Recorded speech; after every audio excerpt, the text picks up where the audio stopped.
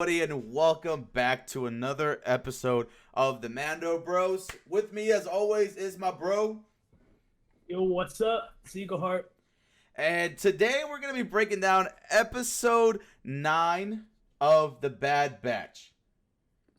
And this is called Bounty Lost, and it was a hell of an episode. I really enjoyed this episode of The Bad Batch. It really answered a lot of questions that we all had about Omega. A lot of theories that were going off about Omega are finally answered in this episode, and we get to see some really cool stuff and some really cool Easter eggs, of which we will be breaking down for you guys. I'm just excited to go through this breakdown and what's to come. What were your initial thoughts, Eagle Heart, from this episode, real quick? Oh, I love this episode. There was so much action and more character development. Absolutely. Yeah. Yeah, and it was just awesome. So, all right, guys, let's just go right into the episode. We start off the episode with the Bad Batch in their ship. As you can see, Hunter is finally bandaged up. You know, he survived that brutal shot from Cad Bane from the previous episode. I'm surprised he's alive. I honestly thought he was gonna die, and that would have sucked so bad. It looked like he died. I think we all believed that he died for a second. But pretty much they're getting still chased by Crosshair, who is flying the ship on the other end, you know, just pursuing them and trying to get them. They're just getting attacked, but Hunter just wants them to find Cad Bane and Omega. He wants to know where they're at, but just Crosshair is just vigorously attacking them, and they just said, we gotta hit the hyperdrive. As you can see, here is a bandaged up Crosshair just going after them. He is just fixed on killing his brothers because he believes they are traitors because of the inhibitor chip. But Tech says we have to hit that hyperspace or else we're not going to survive, and we're not even going to find Omega. And so Hunter says, screw it, hit the hyperspace. Let's get the hell out of here. And we cut to a Cad Bane ship, which I'm not gonna lie, I really dig Cad Bane ship. I think it's a really dope ship.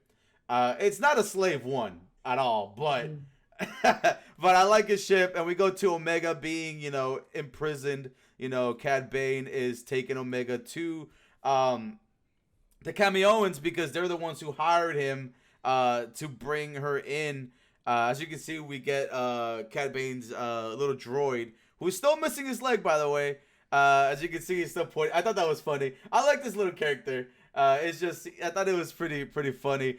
Totally opposite from Cad Bane. You get a sinister, you know, real serious killer, and you get a goofy ass robot, which I really did like.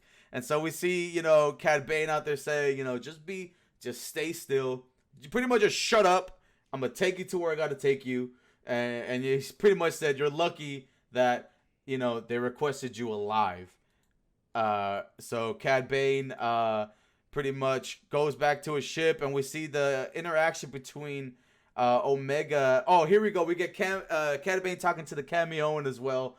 Pretty much saying, you know, I have her alive, you know, and you better have my payment ready, you know, ready to go. And so they give him the coordinates to where to meet to get for them to trade Omega to the Cameoans. And here we see again them kind of discussing what's going on. Pretty much, I forgot her name. Do you remember her name, Casey? The one in red? Malasu. Yeah, she pretty much, the Cameoans are like, he was saying, she wanted to go pick up Omega. She said, let me go pick up Omega.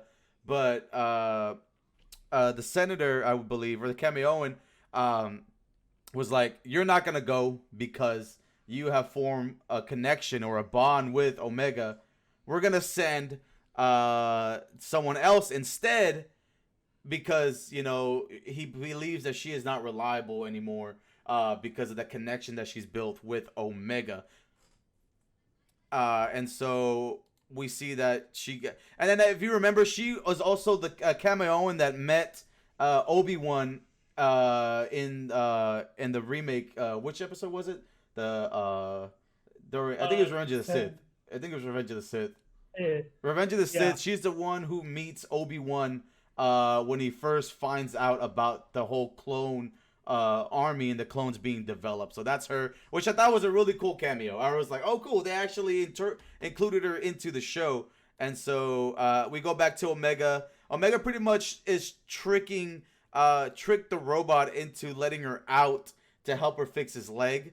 And we still see Hunter and Echo. They're just scrambling to figure out what's going on and why Cad Bane captured Omega and why Omega was so important. Here's the best Easter egg in my opinion.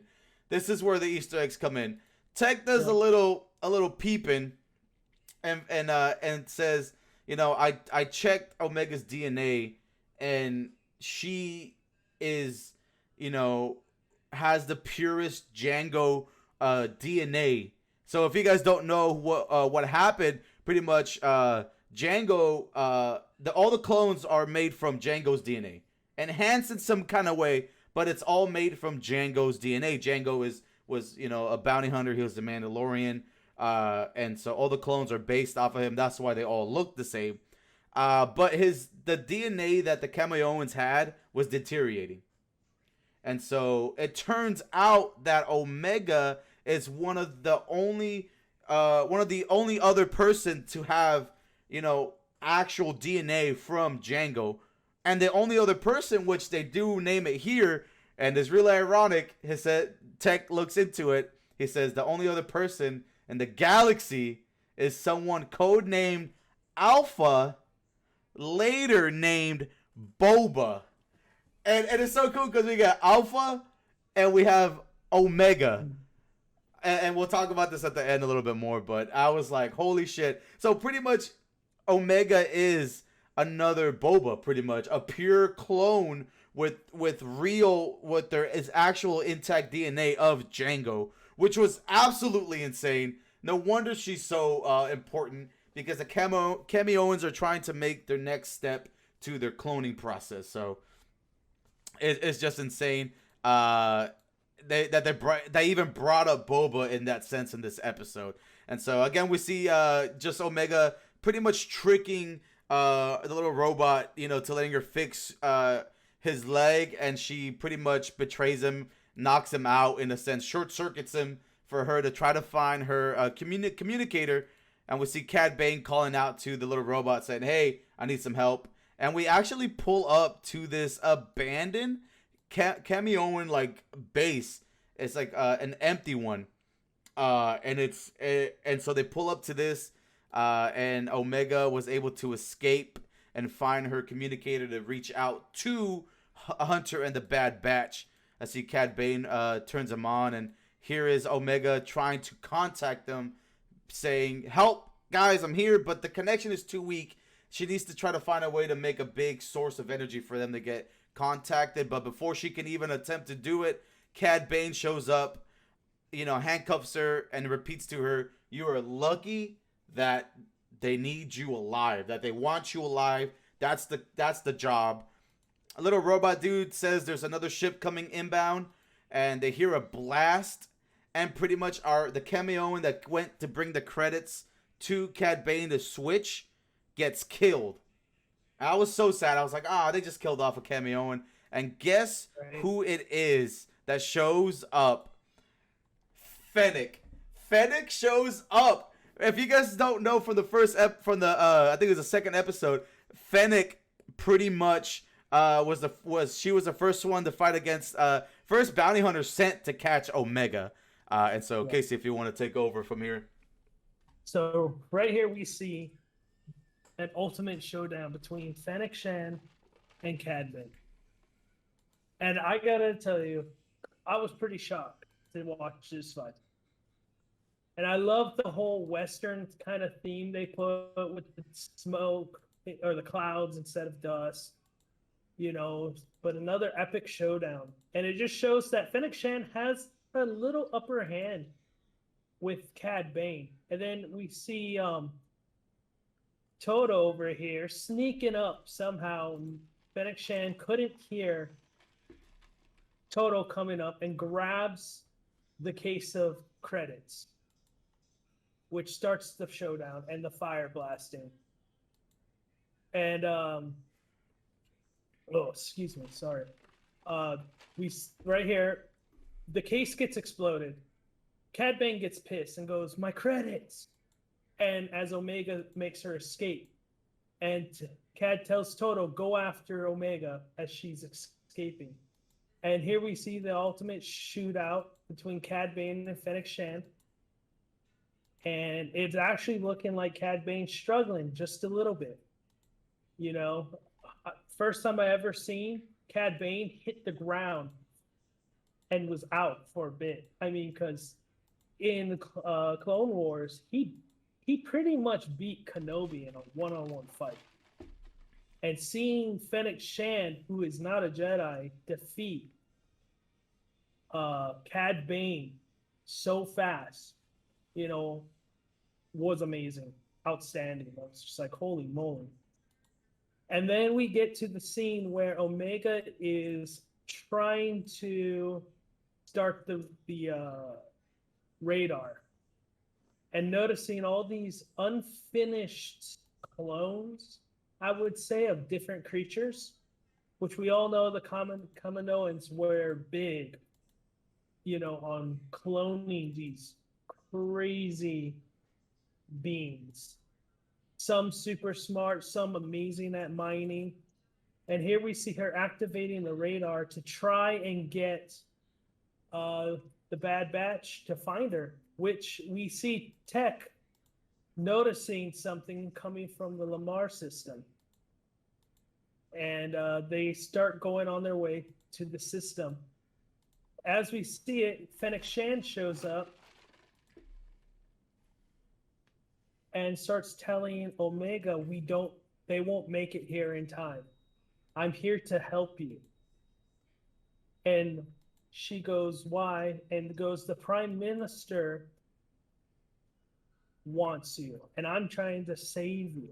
And she goes, why? And then she looks at the clones and goes, you know why? Which then really makes Omega worried, but she still tries to escape from Fennec Shand. And we see Toto over here trying to capture Omega as Fennec Shand just kicks him into the cloning tank. And the tank ends up falling on Fennec Shand as Omega makes her escape again. And as the tank fell, we see this clone that looks like a first generation Kaminoan, possibly. Not super sure, but it sure looks like a first generation Kaminoan. Then Omega makes it down the stairs as we see another showdown between Cad Bane and Fennec Shand. And this time, Fennec Shand just destroys Cad Bane and kicks him off, which we think, oh shoot, he's gonna die. But Cad Bane always had something up his sleeve and had those pack, you know, was able to save himself. As Omega makes it into a pod, Toto tries to stop her, but fails. And we see Omega get into the pod and get launched. But then the pod starts malfunctioning. And it looks like Omega's about to crash and die. But at very last second, we see the Bad Batch saving her. And of course, it's Wrecker. It saves Omega, brings her back into the ship. And we get Omega sitting down, looking worried in the ship with the Bad Batch. And she looks at Hunter and goes, what if they continue to send more hunters after us? And Hunter looks at her and basically tells her, we will protect you. I will protect you. That very father-daughter, you know, sense. Like, don't worry, no matter what, we got your back, and we will do whatever it takes to, you know, keep you safe. And that was the episode. Yeah, that was basically the episode where we actually end up seeing that it's what's her name that hired Fennec Shand. As you can see right here. Moto, So yeah. So pretty much, when we see Fennec trying to catch Omega in the beginning, we